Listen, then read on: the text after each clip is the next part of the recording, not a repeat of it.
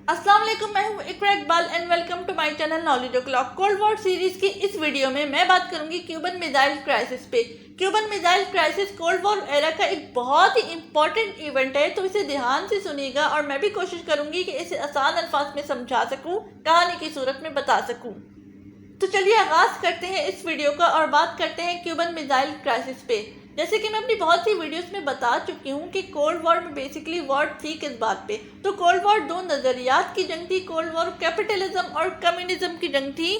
Communism जो कहता है कि आप प्राइवेट प्रॉपर्टी नहीं रख सकते, स्टेट की जितनी भी वेल्थ है वो उसके लोगों के दरमियान बराबर की तकसीम होगी, यानी कोई अमीर नहीं होगा, कोई गरीब नहीं होगा, सब इक्वली रहेंगे। इसके बरक्स कैपिटलिज्म कहता है कि नहीं, आप प्राइवेट प्रॉपर्टी रख सकते हैं, आप अपना खुद का बिजनेस कर सकते हैं। इन शॉर्ट, आप जितनी मेहनत करेंगे आपको उतना फल मिलेगा, आपको उतनी वेल्थ मिलेगी। तो यूएसए अपने इसी कैपिटलिज्म को बचाने के लिए और कम्युनिज्म को शिकस्त देने के लिए जो कुछ कर सकता था उसने किया, चाहे वो क्यूबन मिसाइल क्राइसिस हो, चाहे वो कोरियन वॉर में घुसना हो, चाहे वो वियतनाम वॉर में घुसना हो, वो घुसा, बेशक उसे नाकामी ही क्यों ना हुई हो।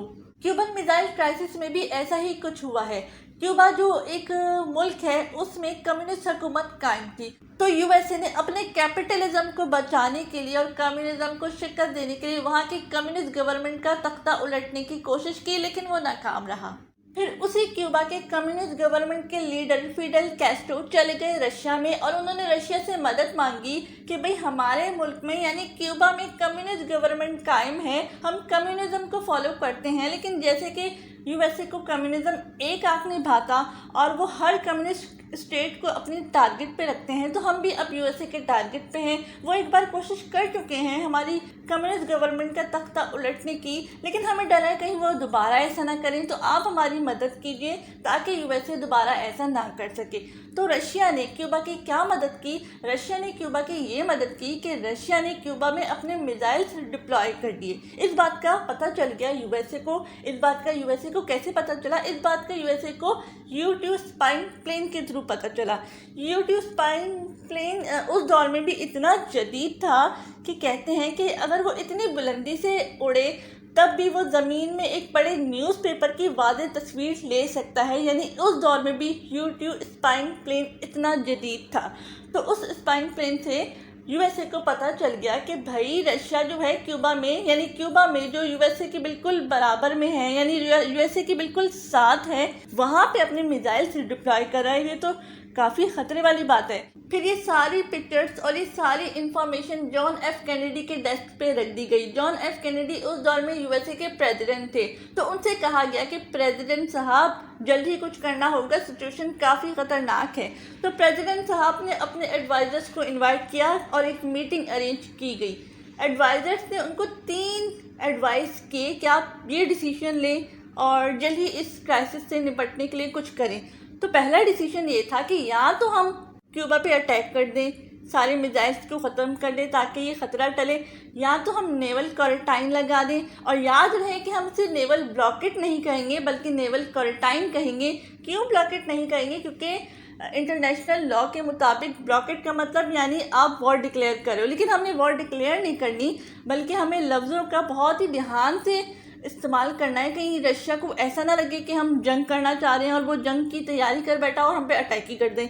तो हम नेवल ब्लॉकेट का नाम इस्तेमाल नहीं करेंगे बल्कि नेवल क्वारंटाइन का नाम इस्तेमाल करेंगे ताकि हालात संभले रहें। और तीसरा मशवरा ये दिया गया कि हम डिप्लोमेसी से बातचीत कर लें, डिप्लोमेसी कर लेते हैं, बातचीत कर लेते हैं और इस सिचुएशन को आराम से हल कर लेते हैं। ना कोई जंग होगी, ना कोई लड़ाई झगड़ा होगा, बस डिप्लोमेसी के थ्रू ये सिचुएशन हैंडल की जाए। तो जॉन एफ कैनेडी को 2 मशवरे ज़्यादा अच्छे लगे। कौन से? एक तो नेवल क्वारंटाइन वाला और दूसरा डिप्लोमेसी वाला। पहले तो उन्होंने नेवल क्वारंटाइन लगा दिया कि ऐसी कोई भी शिप जिसमें हथियार हो या हथियार से रिलेटेड सामान हो वो क्यूबा में नहीं जाएगी और ना तो क्यूबा से आएगी।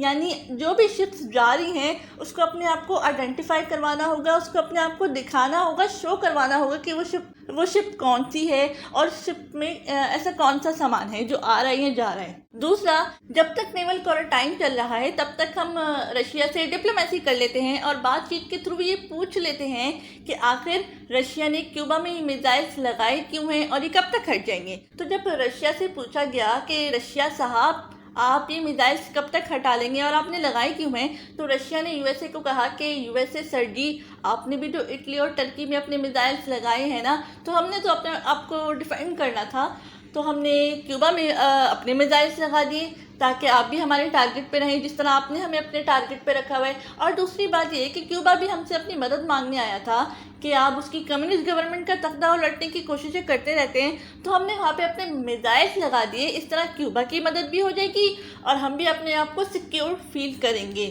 پھر رشیا نے یہ بھی کہا کہ اگر آپ ترکی اور اٹلی سے اپنے میزائلس ہٹا لیں گے اور ہمیں گارنٹی دیں گے کہ آپ کیوبا پہ دوبارہ اٹیک نہیں کریں گے تو ہم بھی اپنے میزائلس کیوبا سے نکال لیں گے۔ تو یو ایس اے نے کہا ٹھیک ہے ہم ترکی سے اپنے میزائلس نکال لیں گے اور کیوبا پہ دوبارہ اٹیک نہیں کریں گے۔ اس طرح بات چیت کے تھرو یعنی ڈپلومیسی کے تھرو اچھے خاصے حالات سنبھل رہے تھے، لیکن ایک ایونٹ ہوتا ہے جس کو دیکھ کے یہی لگتا ہے کہ اب جنگ ہوئی تو تب جنگ ہوئی، اور وہ ایونٹ یہ ہوتا ہے کہ رشیا کا سب میرین بہت ہی نیچے کی طرف ہوتا ہے، لیکن اس سے کچھ ہی فاصلے پہ یو ایس اے اپنا ڈیپتھ چارٹ گرا دیتا ہے۔ اس کا مقصد صرف یہ ہوتا ہے کہ وہاں پہ جو یو ایس اے کا سب میرین ہے وہ اوپر کی طرف آئے، اپنے آپ کو ریکگنائز کروائے کہ وہ وہاں پہ کیوں ہے اور کیا ہو رہا ہے۔ لیکن رشیا کے سب میرین میں جو کمانڈرز ہوتے ہیں ان کو یہ لگتا ہے کہ جنگ شروع ہو چکی ہے، یو ایس اے نے اٹیک کر دیا ہے، اب ہمیں بھی اپنا ریٹیلیٹ کر دینا چاہیے، اب ہمیں بھی اٹیک کر دینا چاہیے۔ لیکن تیسرا کمانڈر بیسیکلی ہوتا یہ ہے کہ جو 3 کمانڈرز ہوتے ہیں ان تینوں کی ہم رائے ہونا ان کا ضروری ہوتا ہے کہ جنگ شروع ہو گئی ہے، ہمیں بھی اٹیک کر دینا چاہیے۔ لیکن ایک کمانڈر کہتا ہے مجھے لگتا ہے کہ جنگ شروع نہیں ہوئی، نیول کوارنٹائن چل رہا ہے، تو ہو سکتا ہے یو ایس اے نے یہ ڈیپتھ چارٹ گرایا ہو اور مقصد کوئی جنگ شروع کرنے کا نہ ہو، اور اس ایک کمانڈر کے اس ڈیسیشن کی وجہ سے ہم ایک بڑی جنگ دیکھنے سے بچ گئے۔ اگر وہ یہ ڈیسیشن لے لیتے کہ نہیں یو ایس اے جنگ شروع کر چکا ہے، ہمیں بھی اٹیک کر دینا چاہیے، تو آج اس دنیا کا کیا ہوتا؟ یہ دنیا شاید ایسی نہ ہوتی جیسی آج ہے۔ تو فائنلی نیول کوارنٹائن لگا کے اور ڈپلومیسی کر کے دونوں ملکوں کے پریزیڈنٹ یعنی یو ایس اے کے پریزیڈنٹ جان ایف کینیڈی نے اور یو ایس ایس آر کے پریزیڈنٹ یعنی رشیا کے پریزیڈنٹ نکیتا کروشچیف نے کافی بہترین طریقے سے اس کرائسس کو ہینڈل کیا، اور ہم یعنی ہماری دنیا ایک تیسری بڑی جنگ عظیم دیکھنے سے بچ گئی۔ تو امید ہے آپ لوگ کو یہ ٹاپک کیوبن میزائل کرائسس اچھے طریقے سے سمجھ آیا ہوگا۔ میں نے کوشش کی ہے کہ میں اسے کہانی کی صورت میں بتا سکوں، ہوپ سو میں کامیاب ہوئی ہوں۔ امید کرتی ہوں یہ ویڈیو اچھی لگی ہوگی، اگر اچھی لگی ہو تو اسے لائک شیئر اور سبسکرائب ضرور کیجیے، اور مجھے اجازت دیجیے میں پھر حاضر ہوں گی ایک نئی ویڈیو کے ساتھ، تب تک کے لیے اللہ حافظ۔